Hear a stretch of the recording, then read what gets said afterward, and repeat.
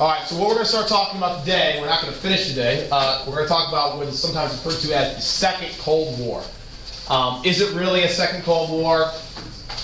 Not really. I mean, the Cold War is the Cold War. The name really stands for the entire conflict. But there is a definitive increase in tensions and Cold War issues starting in the late 70s and early 80s.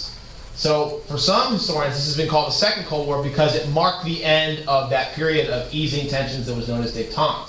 So détente will come to an end. The best year I would say to use for this is 1979.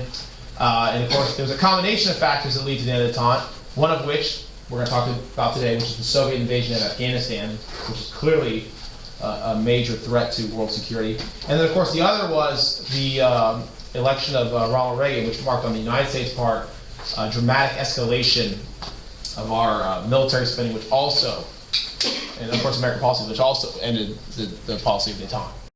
All right, so what we're going to look at today, this is the only thing we're going to talk about today, so hopefully it won't take the whole period, is the Soviet war in Afghanistan, which lasted from 1979 to 1989. We did briefly, very briefly, talk about this conflict last year, but we didn't get into all the details of it. Today we're actually going to talk about those details. All right, so where does it start? Well, starting in the late 1970s, and I'm making this real simple, so make sure you're reading. The reading will fill in a lot more than I'm talking about. But starting in the late 1970s, there was a revolution going on in Afghanistan. Okay? And this is referred to as the Saur Revolution. And what ultimately ends up happening, and like I said, I'm simplifying, is revolutionary forces, which were pro-communist, overthrow the Afghan government and establish a new government that is communist-leaning. Okay? So we saw the establishment of a communist regime in Afghanistan.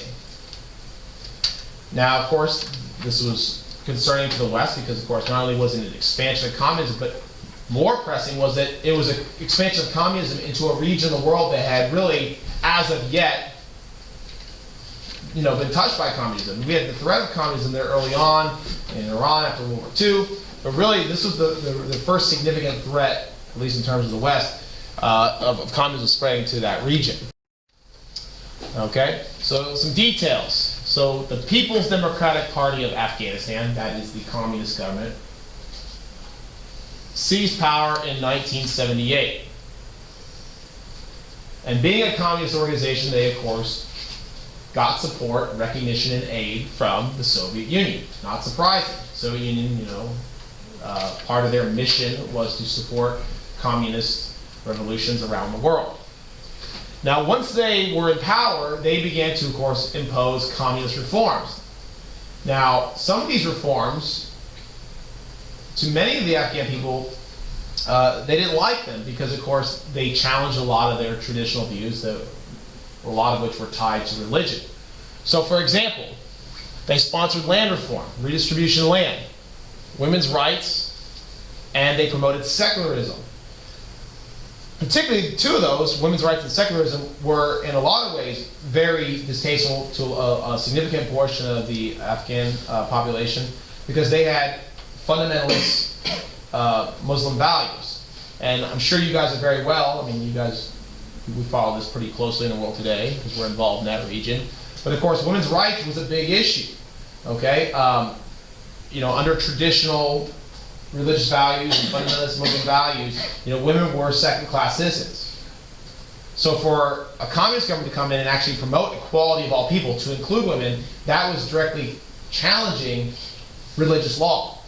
In addition to that, secularism, the idea of having a state that's not religiously based, was also challenging to fundamentalist Muslim law, which believed there should be no separation of church and state. And of course, communism, while it's not, absolutely a requirement, in a large part of the world, communism was associated with atheism. Okay, there is no state-sponsored religion, and many of the major communist movements were atheist. So many many fundamentalist Muslims in Afghanistan resented the establishment of this communist government. They saw it as a direct threat to their way of life, and they began to resist against it. Okay, so initially after the revolution, we saw resistance by Afghan people against the newly established government in Afghanistan. All right, so this is going to eventually lead to Soviet involvement. Okay, because there is a threat to a communist government, the Soviet Union is going to feel the need to involve itself in the situation to prop up that communist government there. Now, this is the kind of the beginning of a series of comparisons I'm going to make between the Soviet-Afghan War and, of course, the Vietnam War. There's a lot of parallels here. You know, you have a civil war going on. You have a revolutionary force that's being supported by a superpower, like the Viet Cong. Well, we're talking about the Afghan version of the Viet Cong. So there's a lot of parallels to the Vietnam War and the Soviet-Afghan War. So much so that sometimes this war has been called Russia's Vietnam. Okay, so we're going to look at a lot of those today. I want you to really think about the comparison because you might be required at some point to compare these two conflicts because they are so comparable. Now, the group that rose in defiance to this new communist government were known as the Mujahedeen. The Mujahedeen was mostly comprised of Afghani fundamentalist Muslims who opposed the idea of this new secular government that challenged the laws of Islam. Okay, compounding this fact was that the Soviet Union was now involved in the conflict. The Soviet Union is going to invade. This also led to increasing sympathies in the entire region, who saw this war as a war of conquest, imperialism. And we're going to see that when the Soviet Union invades, there's going to be Arab fighters who come from all over the region that actually travel to Afghanistan to fight these outsiders. It sounds kind of familiar to our situation in that region today. So the Mujahedeen were the rebels. They were the ones who were rebelling against the established communist government. And because they saw this as religiously based, the war they declared on both the communist government there and, of course, the Soviet Union was considered jihad, holy war. Okay? They were declaring a holy war against not only their existing government, but also the outside forces of the Soviet Union. So they will be the ones fighting against the Soviets eventually. So how did the Soviet Union get involved? Well, because the Soviet Union was being told by the Afghan government that the state of communism there was being threatened by the Mujahedeen, they felt the need to come in and assist the government and kind of suppress this opposition there. So in 1979, the Soviet Union launches an invasion of Afghanistan. All right. Now, of course, this was major news, and of course, the West denounced it immediately. I mean, here was the Soviet Union invading a sovereign country, involving itself in the politics of Afghanistan. And the Soviet Union, of course, claimed that they had been asked to assist, and that they had every right to do so because the Brezhnev Doctrine said the Soviet Union reserved the right to protect the integrity of communism anywhere in the world. All right? So this is how the Soviet Union first became involved. But as the Soviets got involved, and you'll see this on the map a little bit, is that they found it very difficult to win in Afghanistan. One of the biggest problems the Soviets faced, and this map kind of highlights that, is that they were unable to control the entire country. Yes, the Soviet army, which was superior in terms of technology and military might and weaponry, but they were unable to command the entire countryside. They were able to control the highways, they were able to control the cities, the major centers of populations, but the rest of the countryside was considered to be Mujahedeen territory. And when they led missions out into that territory to attack Mujahedeen, while they may have been effective, they were unable to actually occupy and control that territory for long periods of time, which made it very difficult to pacify insurgency. And this is the same problem we faced in Vietnam. Okay, so that map kind of highlights the areas that the Soviets actually had control of. But you can see 90% of the country was not under Soviet control. And that is one of the main reasons they had a hard time eliminating the Mujahedeen. Okay? Now, the Soviet invasion of Afghanistan also marked the end of détente in a lot of ways. Okay?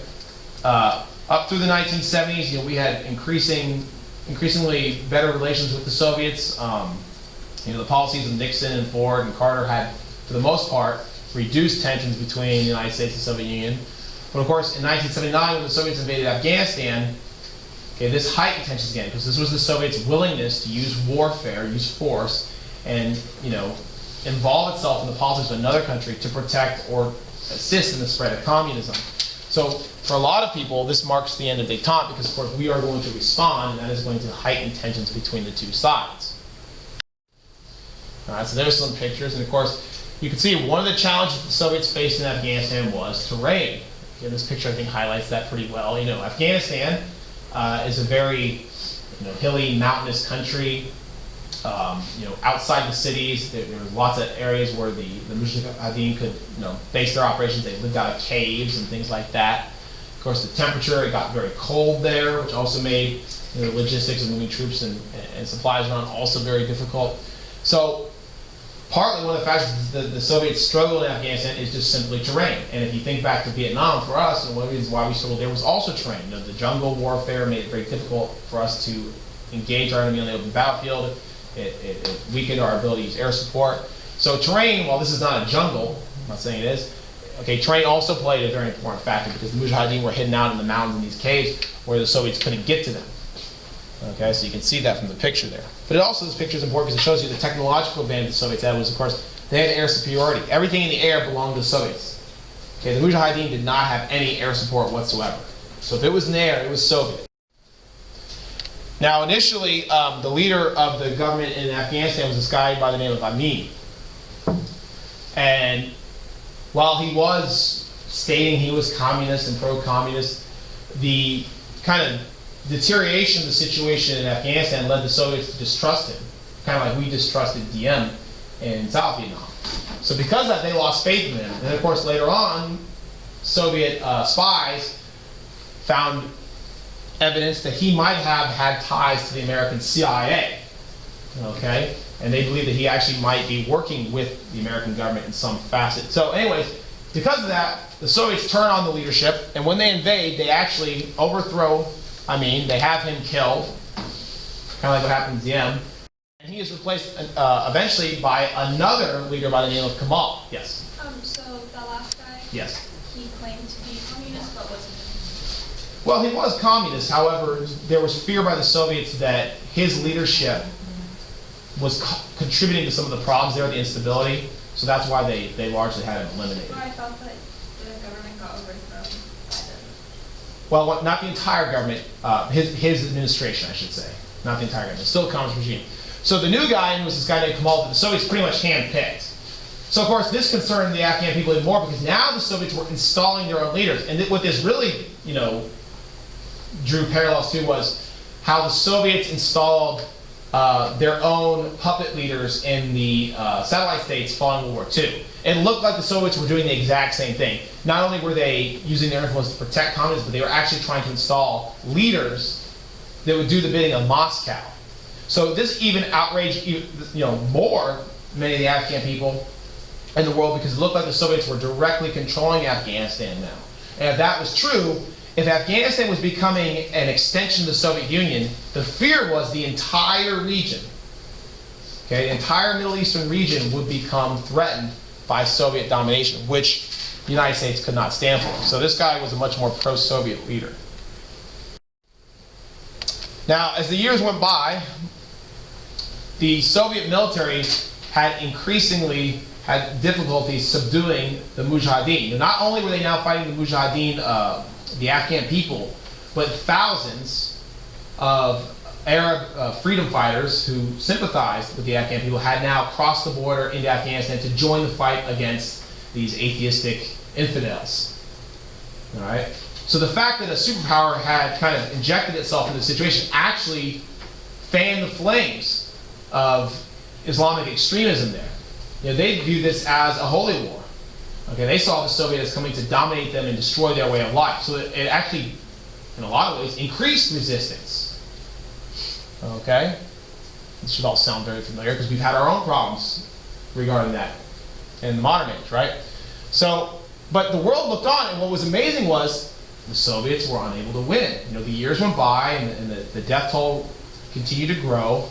And though the Soviets were, killing a lot of people, just like we were in Vietnam, they were not able to completely pacify the entire country.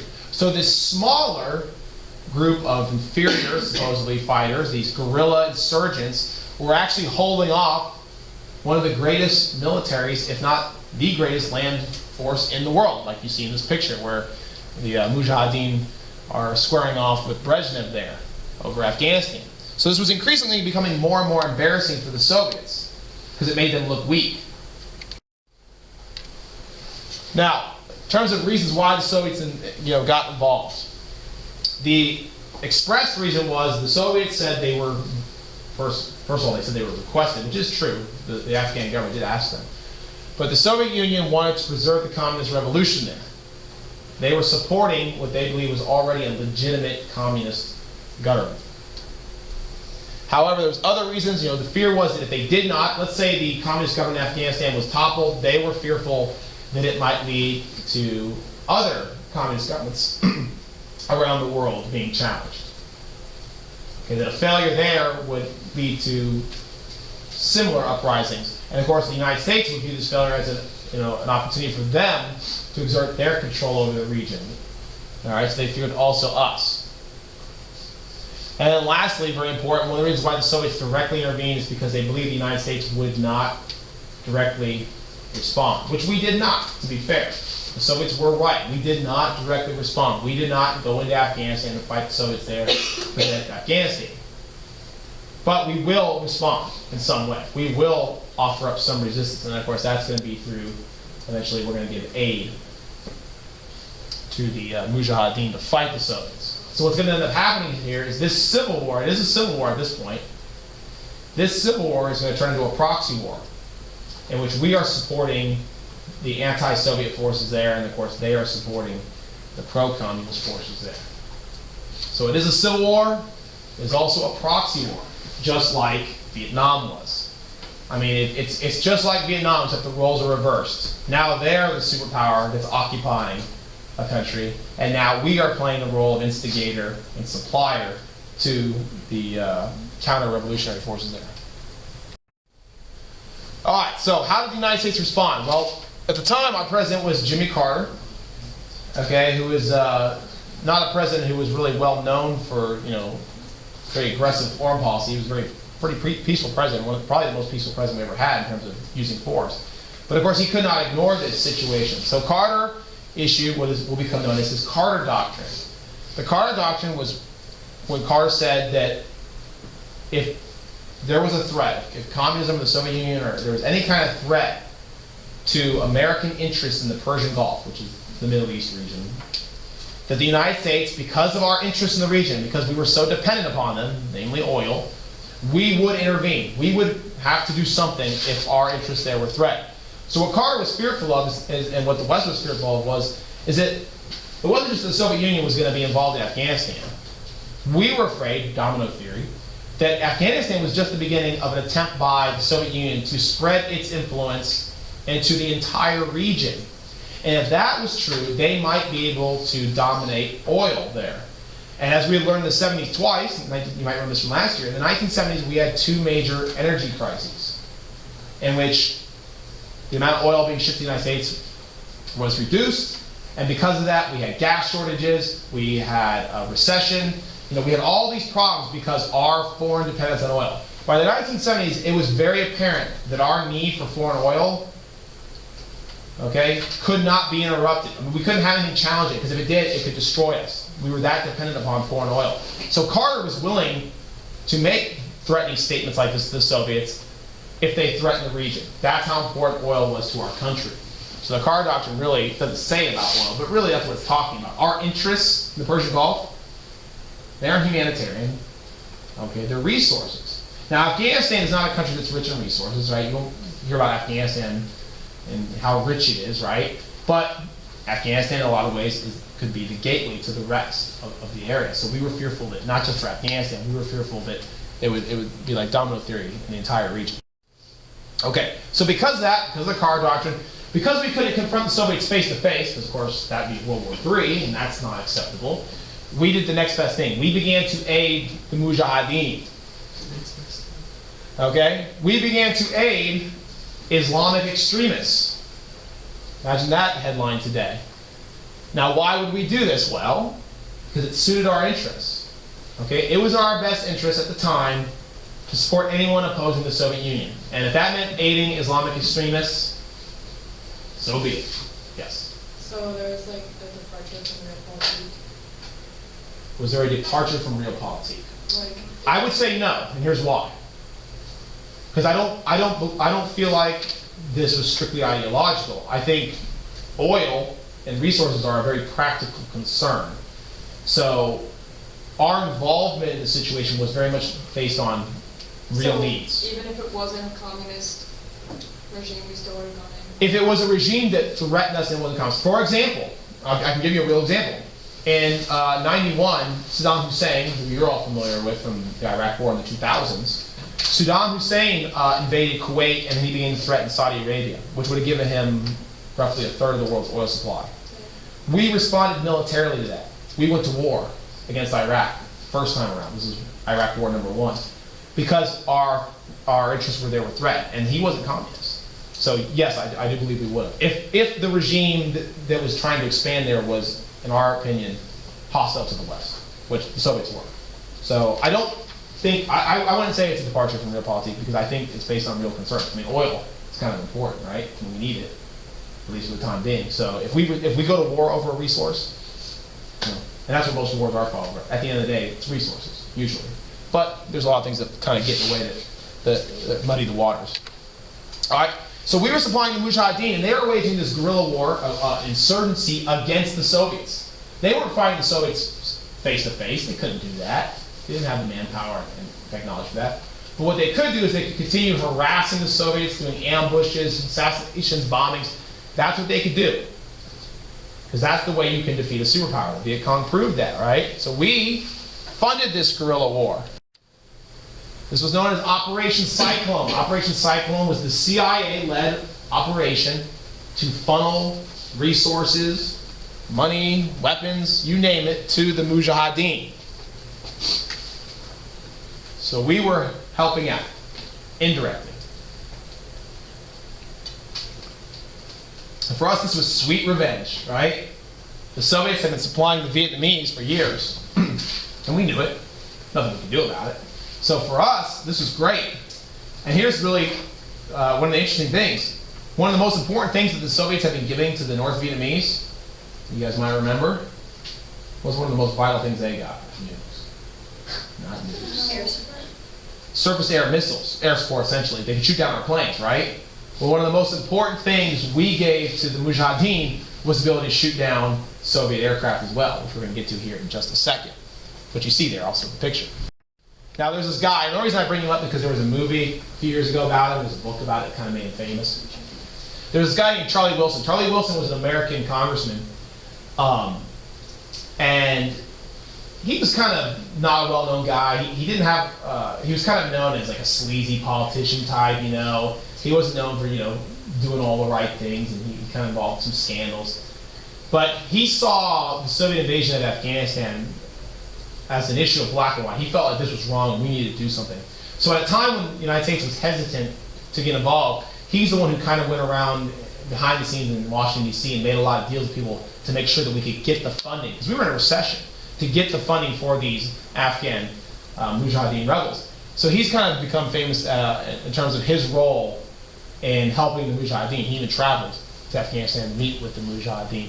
And of course, the most important thing that he found that we needed to give them was anti-aircraft weapons. Because at the time, one weapon in particular, the Hind gunship, which is what the Russians had, this was a helicopter, was wreaking havoc on the Mujahideen. These helicopters, you know, look at Afghanistan, the open terrain, the mountains, you know, if caught out in the open, the Mujahideen were just massacred by these helicopters, which could, of course, bring in fire support for the troops.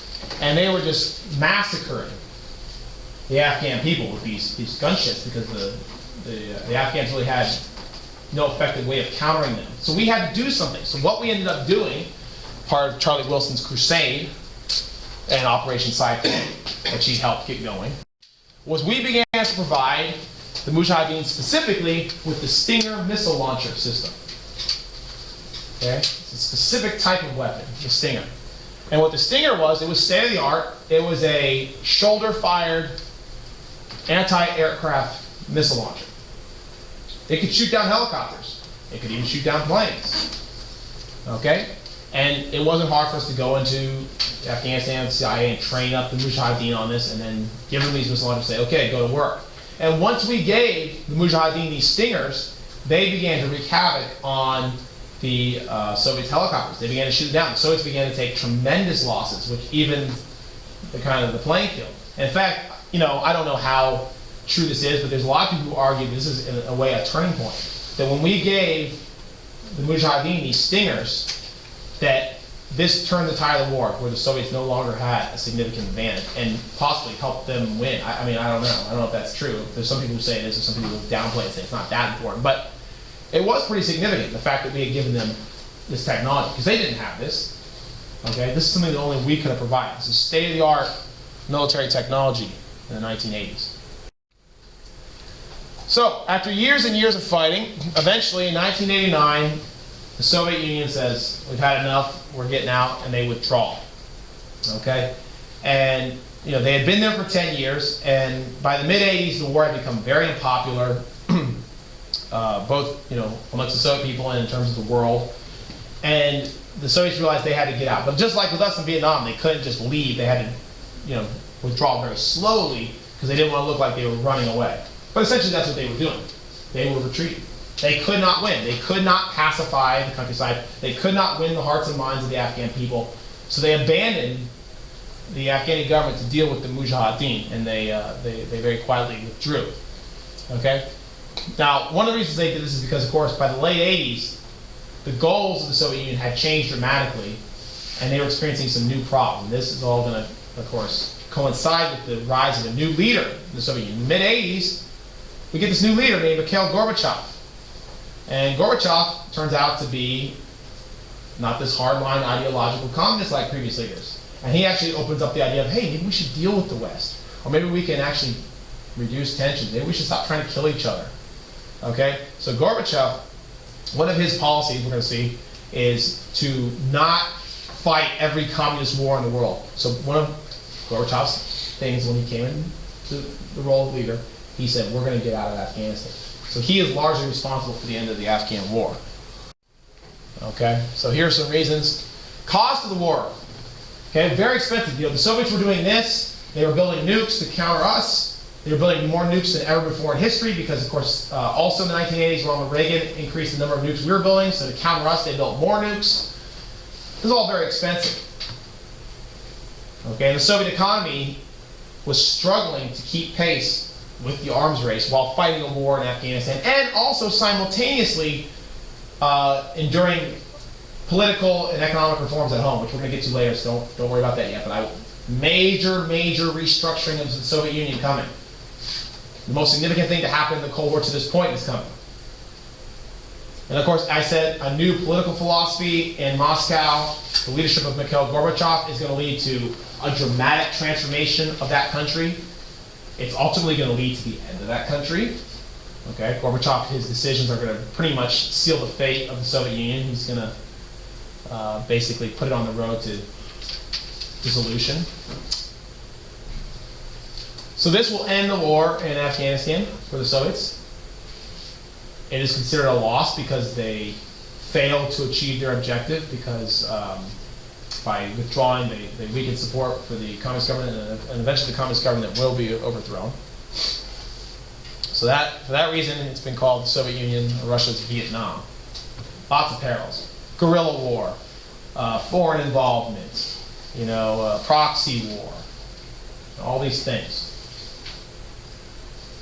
And of course, a long war, 10 years. It's a long time. 10 years the Soviets were there. And of course, this hurt their prestige, right? The fact that this great superpower had been defeated by the Mujahedeen, it dropped them down a notch, just like our loss in Vietnam knocked us down.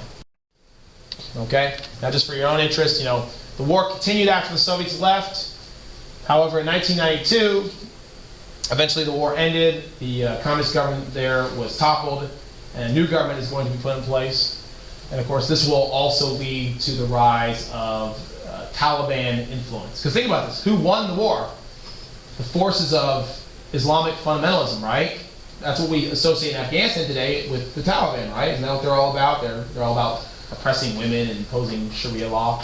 So The Taliban, they begin their rise to power starting in the 90s, and of course, all of a sudden that's going to bite us in the butt when, of course, the Taliban throw their support behind Al-Qaeda, which of course leads to 9/11, which then of course leads us to invading Afghanistan. So we find ourselves in the same situation as the Soviets, just about 20 years later, unfortunately. Okay, so this is the end of communism. And of course, 1992 marked the end of communism in a lot of places, right? Communism around the world was collapsing.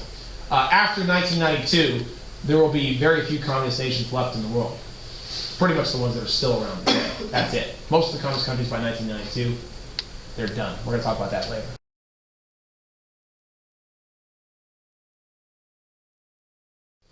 So this is contributed to the name, this kind of nickname. Afghanistan has earned this reputation. They call it the graveyard of empires.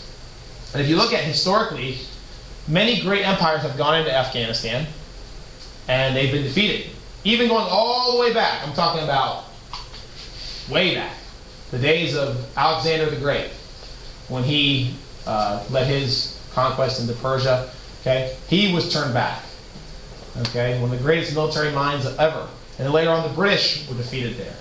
Now the Soviet Union, okay? And then of course, by the early 2000s, the United States was involved. And of course, we don't know what's happening there yet, because the outcome is yet to be seen. But one of the things that people said when we got into the Afghanistan war is we got to be very careful here, because history has told us that this is a very difficult area to control. It's very difficult to win wars in Afghanistan. We've learned that. So it's something we really need to consider, even still. Even though we've ended our official war in Afghanistan, we no longer are officially involved there. We do have troops there, though, to be fair. But officially, our role there has kind of come to an end. The hope is, what we have built in Afghanistan, that government there, our hope is that it will endure after we are completely gone. Will it? We don't know. Okay? I think we'll know probably within 10 years. But anyways, hopefully we will not join the rest as being a defeated nation. All right. Today we are going to look at a couple things. First, we're going to look at the Reagan freeze, which is the buildup of Cold War tensions that occurred immediately following the inauguration of Ronald Reagan. And then we will get to the conclusion of the Cold War. All right. Remember, next week we'll be coming back and we'll be doing a separate unit on the Cold War in the Americas, specifically Canada and Latin America. In the event on paper 3 of the exam, you get no questions asking about the United States, which I say is about a 50-50 chance. Okay. Some years they had nothing about the United States, some years they have lots about it. So you got to be prepared for both. Okay? All right.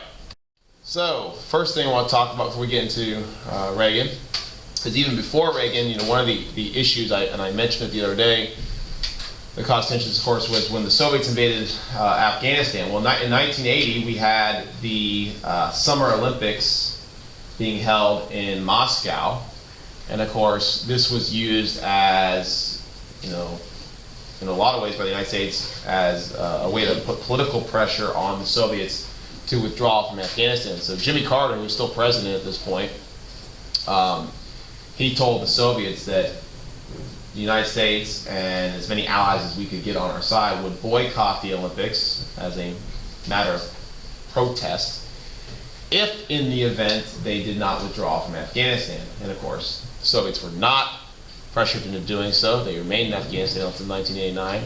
So Carter made the somewhat unpopular decision in the lives of some Americans to not participate. So the Summer Olympic athletes did not get to participate after having prepared for 4 years. Okay, but anyways, what is the significance here? I mean, obviously, it just shows you that even things like the Olympics, which is supposed to be this one thing where we reconcile our differences, for the I guess the betterment of the world and sporting and peace. But we couldn't even do that for the Olympics in 1980 because of the invasion of Afghanistan. Now, in 1981, of course, after the 1980 election, Ronald Reagan was elected. He was inaugurated, and he succeeded Jimmy Carter, who would exit after having served one term, finishing with very low approval numbers, largely to do with the economy, which was starting to show signs of weakness, and also because of his inability to solve international problems like the Iranian hostage crisis. So Ronald Reagan gets elected on this kind of sweeping wave of this resurgence in conservative values. In the 1980s, we're going to see the political kind of landscape of the United States is going to move pretty far to the right. It's going to be a decisively conservative era, both in terms of domestic policies and, of course, foreign policy. And of course, when we talk about foreign policy, which is what we're talking about here, the conservatives like Ronald Reagan, they saw the Cold War in a very black and white way, and they're going to ramp up the pressures on the Soviet Union, thus further moving us away from détente. I would say détente, for the most part, was already over because of the Soviets' choice to invade Afghanistan. But whatever feelings of goodwill were left between us and the Soviets, the policies of Ronald Reagan will ensure that those are going to go away permanently, at least until we get some new leadership in Moscow. All right. Now, one of the things Reagan was known for, one of the terms he coined, many of his famous phrases, because of course they called him the great communicator because he was very good at speaking, and of course he's fondly remembered for many of his quotes. But one of the terms he kind of coined was the term evil empire. You know, Ronald Reagan referred to the Soviet Union, the communist world as a whole, as the evil empire. And this kind of shows you, it gives you a little insight into Ronald Reagan's view of the world, which is kind of parodied in this cartoon here from the time, is that, you know, Ronald Reagan was a man who was very driven by ideological convictions. You know, he saw the Cold War as good and evil. We are good, capitalism is good, democracy is good, and of course communism is evil. And that's how he saw things.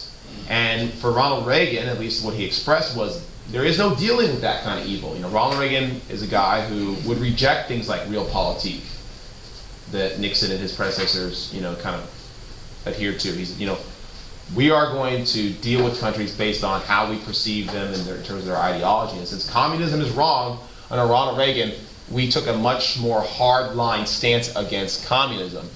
And you know, this cartoon's kind of funny and it makes light of it, but it is the reality. You know, during the 1980s, we ramped up the rhetoric and how we described the Soviet Union, and we once again portrayed them as evil. And even if you look at things like pop culture, if you look at the 1980s, this is kind of fun to do. Maybe we'll have an opportunity to do this later. If you look at movies in the 1980s, I don't know how many of you are familiar with 1980s movies, but in the 1980s, the early 1980s in particular, we get this whole slew of movies in which the Russians, the Soviets, are the bad guys. Okay? Everything from war movies, like there was a movie called Red Dawn, in which the Soviet Union invades the United States, which is a pretty outlandish idea, but it was a hit, to Rocky. Okay, Rocky IV, which is a boxing movie in which Rocky, who's this all-American boxer, has to fight this evil Russian boxer. Okay, I mean, and it sounds crazy, we laugh at it now, but you have to understand that was the view of the Soviet Union in the 1980s. It was like we took a step backwards. We were going back to the 1950s in terms of seeing the Soviet Union not as just another country that had some different policies as us, but as being ideologically wrong, being evil. Okay, and that had a lot to do with the conservative wave that hit the country in the 1980s. That had a lot to do with Ronald Reagan. All right, so let's talk about some of Reagan's policy. You know, Reagan, when he got in office, you know, he abandoned the policies of his predecessors. You know, Richard Nixon, who was a Republican, by the way, so they're in the same party. Richard Nixon had adopted that whole Nixon Doctrine, which said we are no longer going to fight everyone's wars for them. We're not going to intervene with every communist, you know, conflict. Well, Reagan threw that out the window and said, no, no, no. Okay, we're going to adopt another strategy, which became known as the Reagan Doctrine. The Reagan Doctrine was the willingness of the United States to both covertly and overtly oppose communism around the world. Under Reagan, we dramatically ramped up our spending and our aid to forces around the world that were battling communism. So, you know, with Reagan, for example, we dramatically increased the amount of money we were giving to the Mujahedeen, as the video yesterday talked about.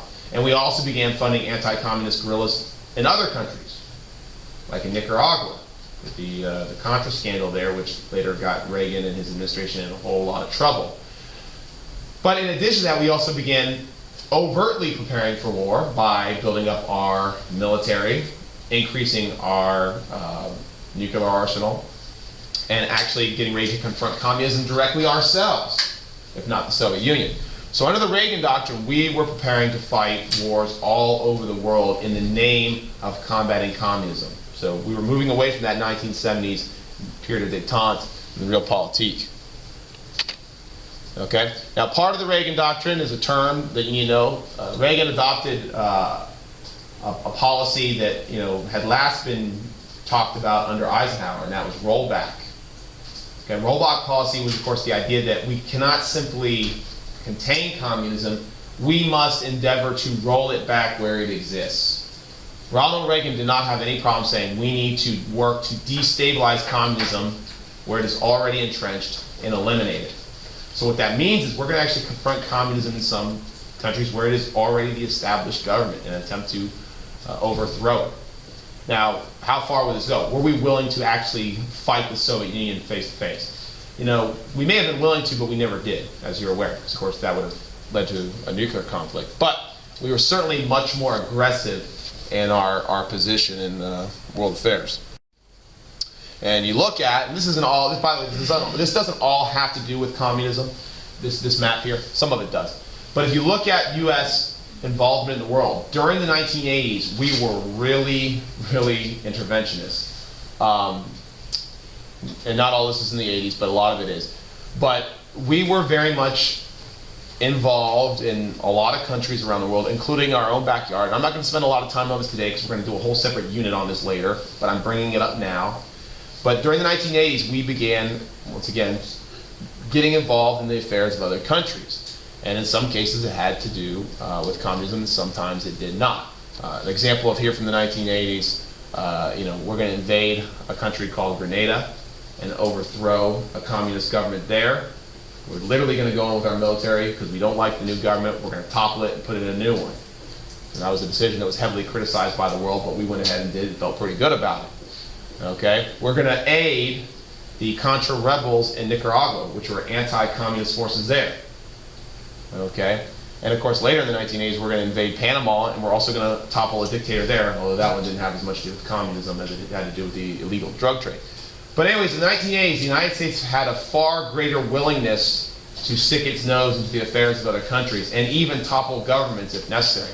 Now, this isn't necessarily something new.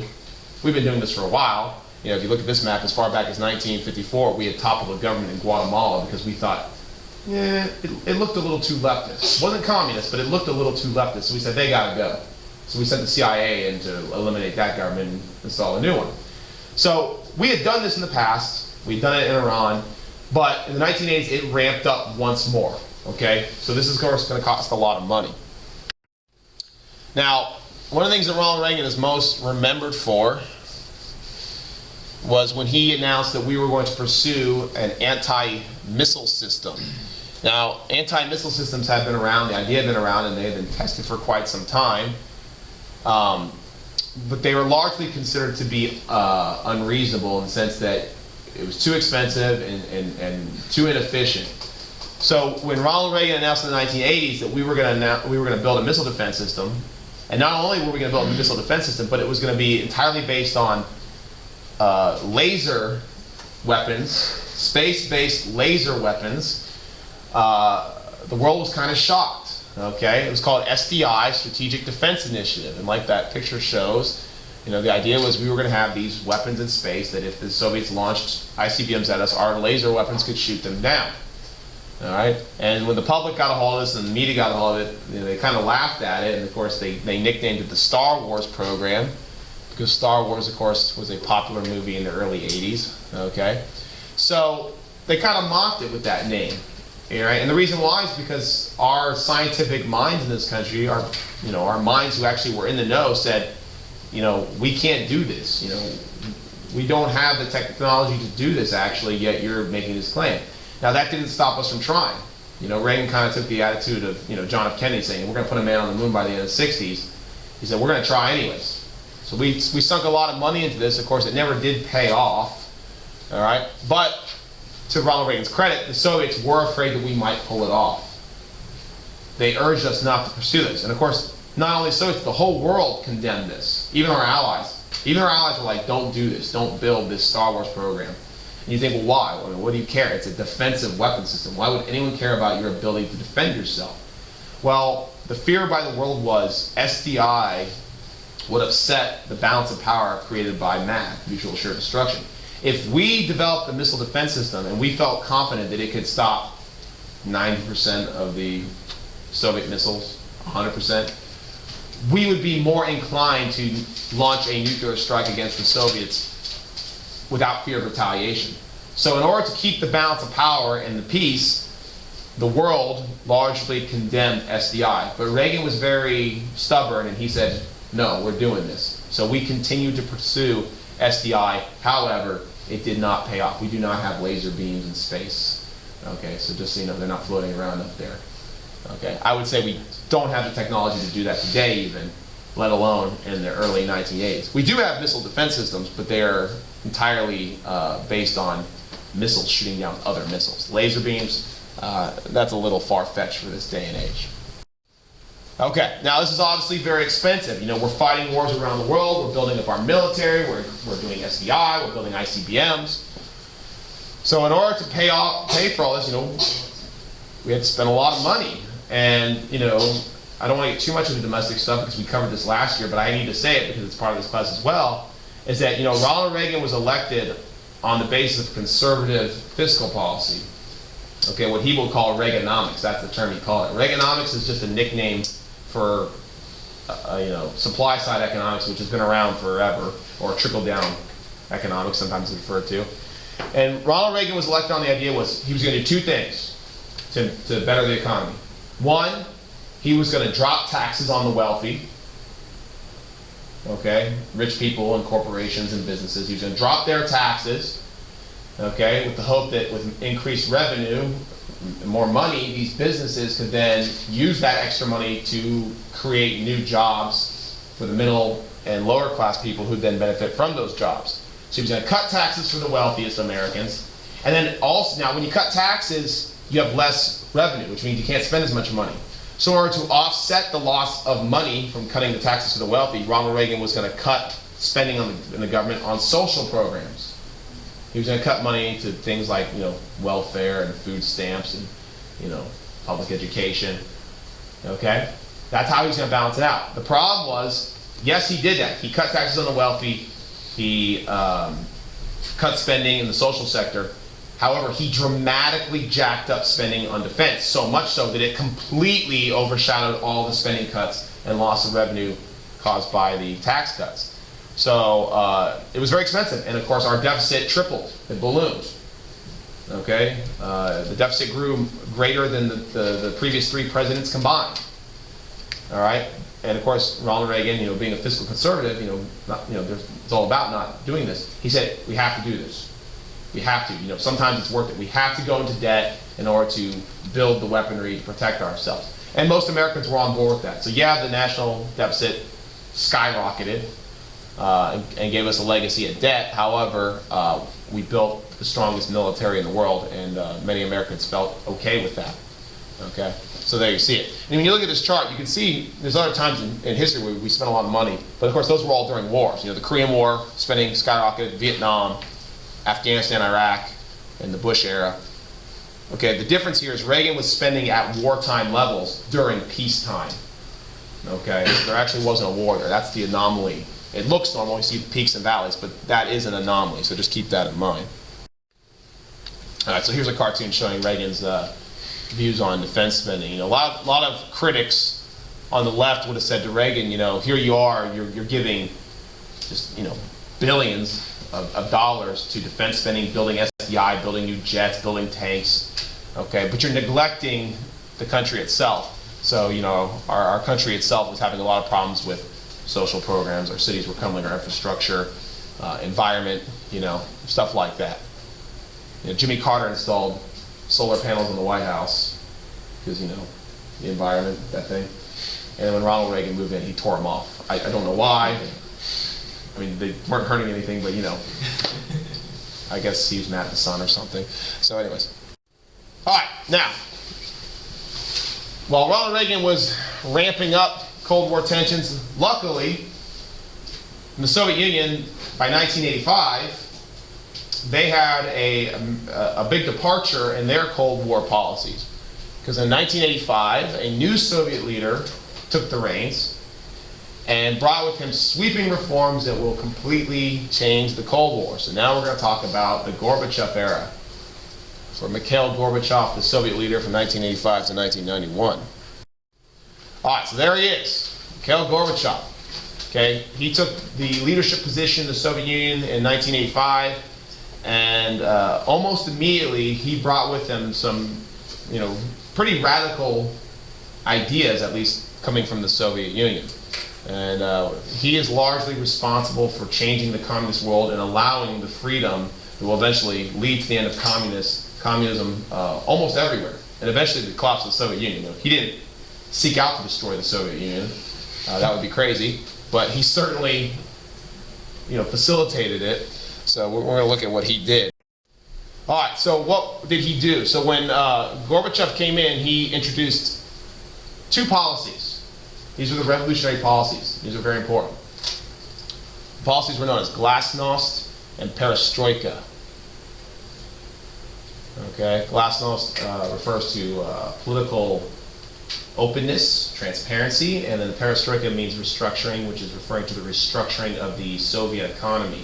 So two areas are going to be hit. One is going to be essentially freedom of speech, things like that, and the other is going to, of course, be the Soviet economy as a whole, which was, of course, command economy, but that's going to also change. So Glasnost and Perestroika, very important that you need to know those things. And this cartoon is getting a little ahead of itself, but you can see one of the babies that was hatched from these policies and from Gorbachev are going to be riots all over the world as people now have the freedom to oppose communism. All right, so what did these things do? So there's a lot of stuff there, okay? First of all, we have political reforms. In the Soviet Union, we had some more democracy now. It wasn't the Communist Party just appointing people to positions of power. Now there was actually elections, limited elections. It wasn't pure democracy. But they had elections where they could elect candidates within the Communist Party. You couldn't vote for someone outside the Communist Party, but you could vote for different people within the Communist Party to represent you in government, essentially. There was a democratically elected legislative body, which meant democratic reforms. The government was going to be more responsive to the needs of the people. This previously had been unheard of in the Soviet Union. Economic reforms. He allowed some free market enterprise. Capitalism. Some elements of capitalism managed to break into the Soviet Union. Okay? Factories were allowed to sell off surpluses for personal profit. This was, mind-blowing. The idea that the government was going to allow people to profit off of their own work after they met their quotas. Okay, private ownership of some areas of industry, and even foreign investment, including the United States. Okay, you knew we had won the Cold War when McDonald's opened up in Moscow. Okay, when the first McDonald's opened up in Moscow in the 1980s, it was a huge deal. The Russian people, they treated it like, it was some 5-star restaurant. Wow, McDonald's, this is the best thing, And what did that mean for us? Well, there's nothing more capitalistic than McDonald's. All right, it is the definition of capitalism, except for maybe Walmart. And the fact that McDonald's was there, that signified a lot. And of course, this was also fueled by Glasnost because Gorbachev decreased the censorship in the Soviet Union. So now, people in the communist world were being exposed to American television, American news in some cases, American movies and media. So they are watching MTV, and they're like, wow, we want to listen to this music. And now they could buy our music.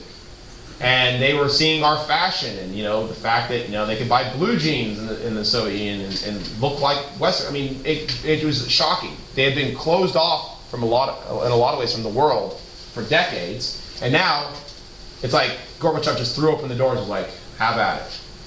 Okay. The only thing that would be comparable, I think, today is if North Korea. North Korea is the most secretive, closed-off country in the world. What if tomorrow, North Korea was like, you know what? We're opening the borders. You're free to come and go. You have access to the internet, Google. It's not restricted. Do what you want. Think about what that would do to those people. Those people's minds would be blown because they've been told for so long the world is different than what it really is. Okay. So, anyways, increased freedom of speech. Okay, meant increased criticism. if you criticized the Soviet government, no longer was it a death sentence. You know, you weren't just arrested in the middle of the night and made to disappear. The Soviet government would now tolerate criticism. All right? So all of these reforms, there's a lot of stuff going on, all of these reforms really spell the beginning of the end for communism in the Soviet world. Gorbachev might not have known at the time, you know, he wanted to keep the Soviet Union together, but a better Soviet Union. But what he doesn't realize is that, you know, really the only glue that was holding the Soviet Union together was the oppressive policies of his predecessors. So with those gone, he's going to have a very difficult time holding on to that Soviet Union. And of course, the first cracks are going to appear in the satellite states, and then we're going to have to find out what they're going to do there, okay? So, before I move on, any questions on Glasnost and Perestroika? I would say that's pretty important stuff. Okay, I would say that's some of the most important stuff you need to know in this class period, because it does contribute greatly to the end of the Cold War. No questions? All right, let us move on. Now, what about foreign affairs?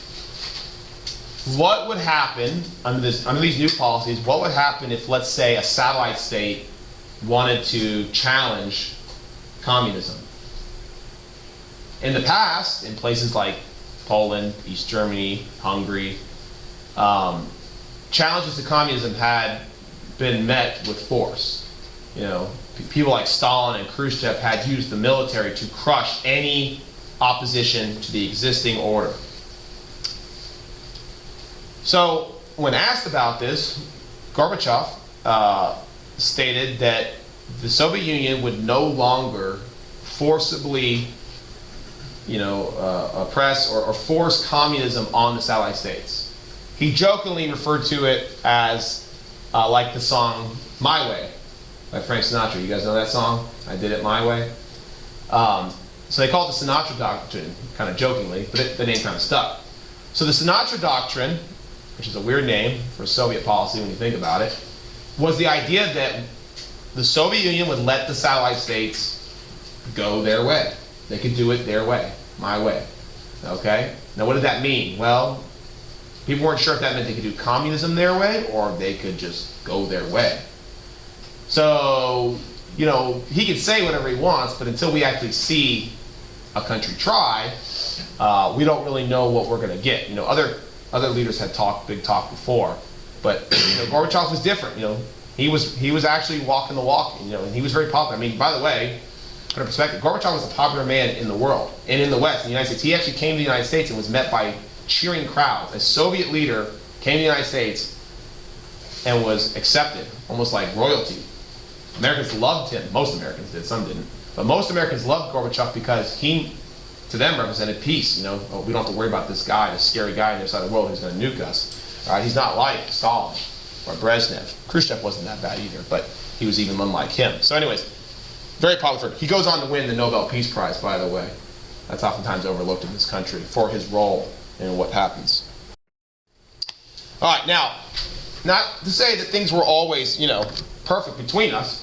And one of the first meetings between Gorbachev and Ronald Reagan at Geneva, in the Geneva Summit they called it, one of the first confrontations, you know, here's Reagan coming in, hardline anti-communist. He didn't know much about Gorbachev, you know.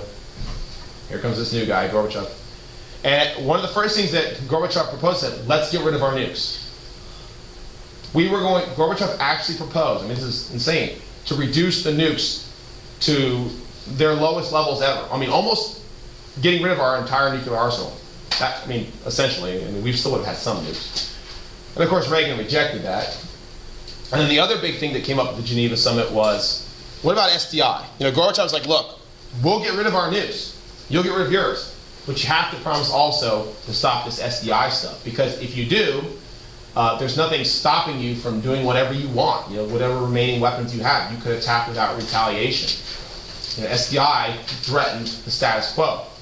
And of course, Reagan refused. SDI was his baby, you know, it was his thing, he was known for it. He could not abandon it. So, you know, we didn't always see eye to eye. The Geneva Summit eventually did collapse, and we didn't see much happen out of it. But over the years, we did see future summits in which Ronald Reagan and Mikhail Gorbachev did begin to build a pretty close working relationship. And at the end, Ronald Reagan, even viewed Gorbachev somewhat as a friend. It doesn't mean they saw eye to eye on everything, but they were on very friendly terms. And of course, his successor, George Bush Sr., actually became pretty close with Gorbachev. I mean, they were basically political friends. So that's kind of amazing that we could be that way with a Soviet leader. So it tells you which way we're going here. All right, so one of the successes of the improving relations between the Soviet Union and the United States was the START I Treaty, which was not under Reagan. This was under Bush, George Herbert Walker Bush, which is Bush Sr. Okay, START stands for Strategic Arms Reduction Treaty. It reduced the nuclear stockpile by 80% to the lowest levels pretty much ever in the modern era. So the START Treaty was very important. Of course, the other thing about the START, there was a second START Treaty, but the thing about the START treaties was, what made them special also was they were the first treaty, well no, I'm sorry, that's not true, there was another treaty that did this, but they were one of the first treaties, they were one of the few treaties, I should say, that actually reduced weapons rather than putting limits. You know, in the 60s, all of our treaties were like, look, you can't build more than this many missiles. So you could build up to that number, but not above it. The START Treaty and other treaties like it said, you have this many, cut down, actually dismantle your weapons. Okay, it was revolutionary, so it worked. And if you look at it, and you look at nuclear arms reduction, you can see after the Reagan freeze, okay, which kind of ended around 1985 when Gorbachev came in, you can see the number of nukes begins to steadily go down. Okay, and you can see on this chart, you can see all the different treaties. You got SALT, you got the INF Treaty, which is the first treaty that actually reduced the standing stockpile, and you got START 1 and START 2. And most recently, we've actually further reduced. President Obama, right when he started his first term, he negotiated a deal with Russia to further reduce the stockpile. So you can actually see the numbers are lower than they've been, since about the 1960s. So we've actually reduced the threat of nuclear war by getting these nukes. We still have plenty of nukes. Don't worry. I know you guys are losing sleep at night over this, but we can absolutely kill everyone on the planet. So we're good to go. Okay, the American dream continues on. All right, let's finish up. Collapse of the Soviet Union. All right, here's the end game. All right, now the collapse doesn't start in the Soviet Union. It actually starts on the outside, which makes sense. The first cracks in the communist world actually came in the satellite states. Starting in 1989, we saw the first challenges to communist rule in the Soviet world. The first challenge came in Poland. And I'm not going to spend a lot of time on each one of these. I'm just going to kind of run through them. But in Poland, a political party by the name of Solidarity, which had been outlawed in the early 80s by the Soviets, communists there, I should say. Solidarity once again resurrected because the Sinatra Doctrine implied that there could be parties other than the Communist Party. And long story short, after many, many public protests like you see here, a Solidarity leader, it was a political party, it was a labor union and a political party in one. Okay? Solidarity elected, for the first time since the Iron Curtain descended, Solidarity elected a non-communist members to their parliament, non-communist leaders to their government. And the question was, well, what was the Soviet Union doing? The Soviet Union just sat back and watched. Gorbachev did nothing. He said, you know what? So be it. They don't want to be communist, they don't have to be communist. And shortly thereafter, in elections, the majority of people elected to office were not communists, which meant that now Poland really was no longer a communist country because the majority of its government was non-communist. Now Poland did this, and other countries watched, and they said, okay, maybe we can do something about this. Okay, the next country to act was Hungary. Hungary boldly took down its border with Austria. Okay, their version of the Berlin Wall, which was this barbed wire fence. Okay, so they cut down the barrier. They pulled their guards, and they opened up the border. And what happened was now thousands of people, not just people from Hungary, but East Germans, traveled to Hungary because it was in the communist world, and then they crossed the border into the West. They defected like they had before the Berlin Wall. So many thousands of people were leaving the country. Once again, Germany had a crisis. Now, the East German government tried to hold on. They tried, people were demonstrating in the streets. They were demanding freedom of travel. They were demanding, new freedoms like what was going on in Hungary and in Poland. The East German government, which was pretty hardline communist, said, no, we're not giving in. But the protests got bigger and bigger and bigger, and the country was just almost shut down by protests.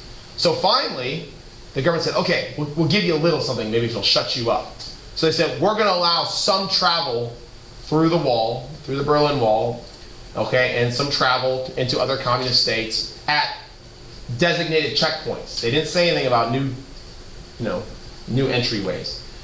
And we're going to implement this immediately. Well, the people in East Berlin took this to mean, oh, we can go wherever we want. So thousands of people descended on the Berlin Wall, and the guards there were shocked. They didn't know what to do. There were so many people there. The guards were not going to kill their own people. They were freaking out. And the people said, let's just tear down the wall. So they pulled out sledgehammers and pickaxes, and they started hammering the wall, and they actually started to open up new, openings in the wall. And the guards didn't do anything. And the East German government kind of panicked and was afraid to use force, because how would that make them look? So within a matter of a day, the wall had essentially come down. They literally, West Berliners, East Berliners, they tore the wall down by themselves. This was not done officially. This was not done by the government. The people of Berlin destroyed the wall. This all happened live on television. People were up on the wall dancing and singing. It was a pretty amazing event. And for most Americans, this marks the end of communism. Some people said, oh, this is like we won the Cold War. I don't think that's true, because the Cold War does continue on. But this was a historic moment, because the Berlin Wall had been the symbol of communism in the world since the 1960s, and now it had been torn down. Okay, so families in Berlin who had been separated by the wall now actually could see each other for the first time in, well, who knows how long, right? It's a big deal.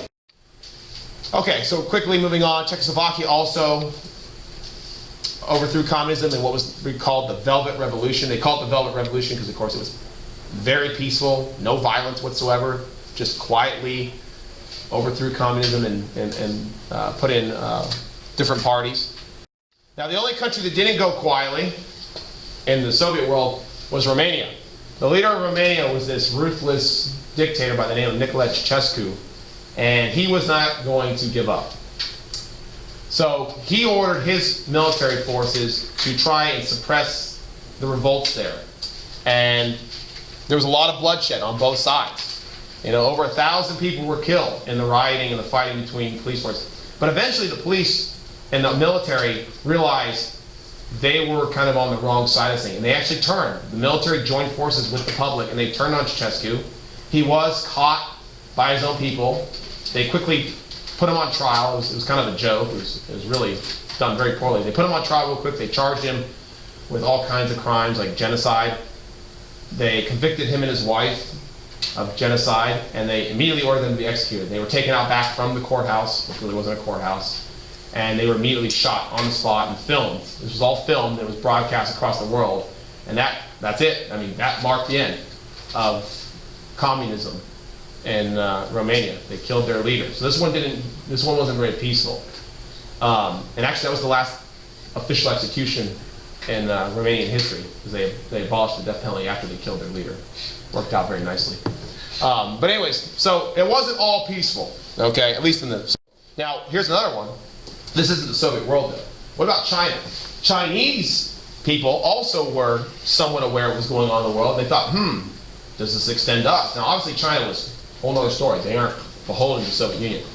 But in Tiananmen Square in China, thousands of college students rallied together, and they began to protest. They began to demand more democracy. They even built this giant papier-mâché statue that looked like the Statue of Liberty, but it wasn't. But it was the Statue of Freedom, democracy.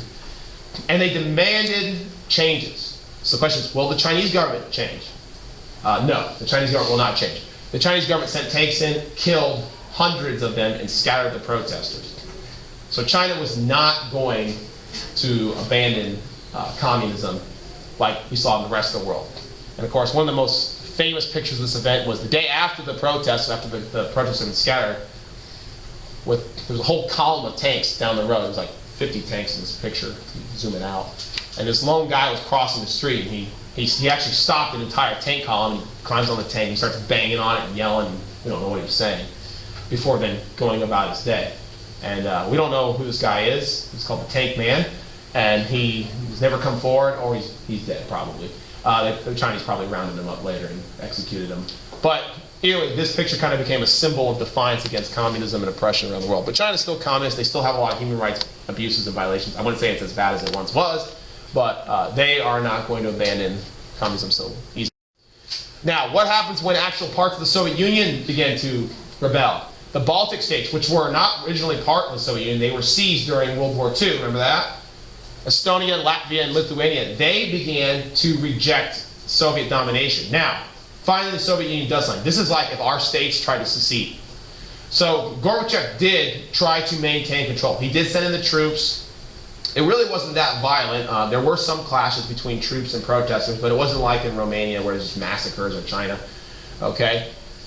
But it was clear Gorbachev was losing control. The Soviet Union was losing control. The fact that actual Soviet states were challenging the Soviet Union, this was a new thing.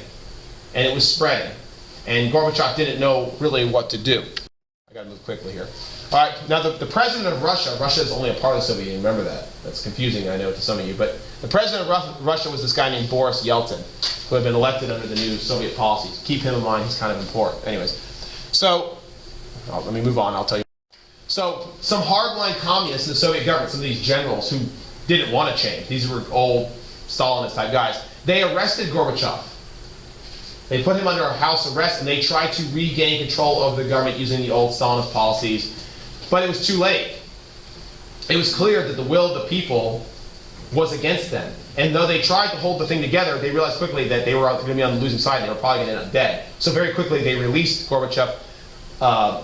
Boris Yeltsin called out the troops, and he actually demanded, this is Russia, the biggest part of it, he demanded that Gorbachev be released. And of course Gorbachev was released by these guys, and these guys were quickly terrified that they were going to be executed now. And it was clear that there was a power shift. The shift in power now, Gorbachev was losing power, and Boris Yeltsin, the leader of the largest Soviet country, Russia, who had the most troops, he was now gaining more and more power. And what ultimately ends up happening is, though Boris Yeltsin saved Gorbachev, he had no intention of saving the Soviet Union. So almost overnight, I mean, it was crazy. I mean, how quickly this happened. It was mind-blowing. The Soviet Union, bit by bit, each of the Soviet states announced their independence. All of the little tiny states that made up the Soviet Union declared their independence. It would be like if our 50 states all agreed to go their separate ways. So the Soviet Union was no more. There was no union. The glue that held together all these countries was no more. So the Soviet Union dissolved overnight. You had all these independent states left over.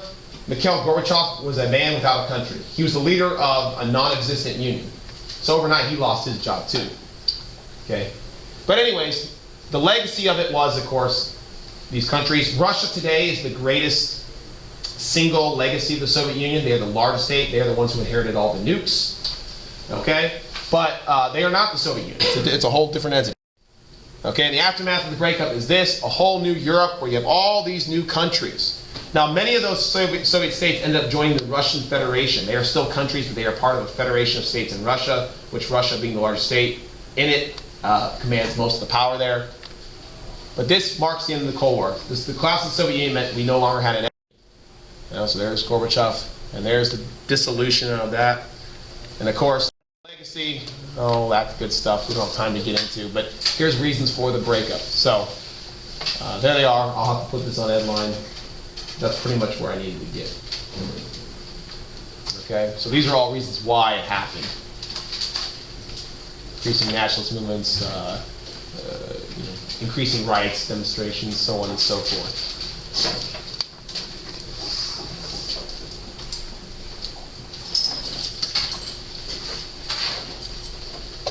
And of course, I had one more slide that talks about how, Gorbachev probably was the person most responsible for this, but of course, we can't give credit to him. So all we remember is, Ronald Reagan standing before the Berlin Wall and saying, "Mr. Gorbachev, tear down this wall." So apparently the wall just fell down, and we won.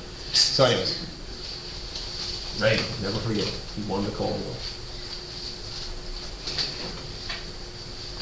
All right, question, yeah. Was the Cold War a phrase like used at the time? Yep.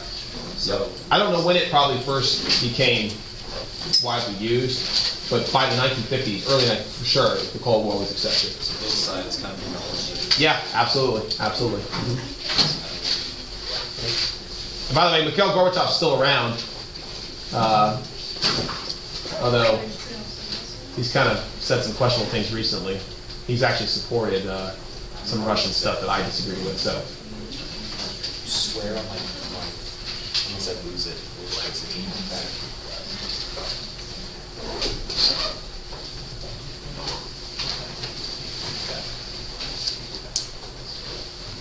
And okay, of course, communism across the country, the world, also went away for the most part. In places like Cambodia abandoned communism, but 4 countries still hung on: China, North Korea, Cuba, and what did I not say? Did I say North Korea?